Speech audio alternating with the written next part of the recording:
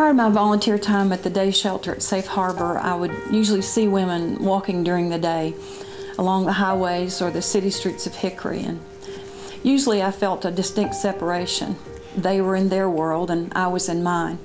I've always been a compassionate person, and I've spent most of my adult life working with some students in a public school setting who didn't fit the norm. However, I seem to disassociate myself from the homeless that I witness along my journey from here to there on a daily basis. I might have offered up a silent prayer for the woman I passed, or maybe stopped at a fast food restaurant and brought them a meal, or maybe written a check. But that was the extent of my reaching out. Before, I felt that homelessness was largely a problem of poor choices. I've discovered that we are more alike than different. I've discovered that we have the same dreams and needs, the same joys and sorrows, hopes for our families, the same longings. Before volunteering with Safe Harbor, I really had not formed any opinion about homelessness. I had so rarely seen it. That happens in New York, not North Carolina. Now that I've been a volunteer for Safe Harbor for almost 3 years, I still can't tell you what homelessness is, but I do know, however, that these women are very much like me. They're mothers, they're daughters, and they're sisters, and they need our help. I knew very little about our homeless women and children before ever coming to Safe Harbor. I was very unaware.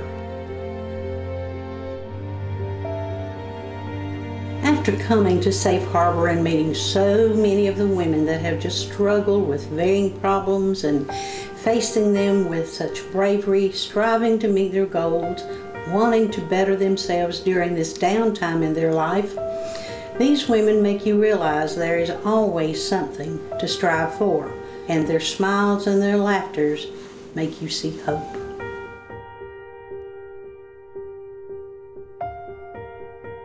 When I first came to Safe Harbor, like the other ladies, I really had never experienced a conversation with a homeless person. But I just thought of them as being hopeless. All of these women that we read about in the Bible, all the men too, made mistakes. All of them made wrong choices. And yet God still used them. God could still take them and use them in such a beautiful way. And that He's still doing the same today. And that's so hopeful. I have been aware of the stereotyping and the assumptions that have been made for the women that are homeless with the simple solution of just get a job and things will be fine.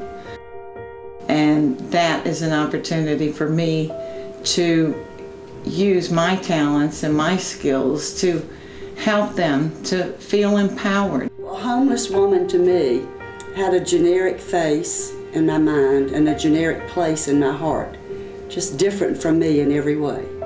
But now that I have spent time with these ladies in the day shelter, I see women who are more like me than I would ever have imagined. So I've discovered that we are much more alike than we are different.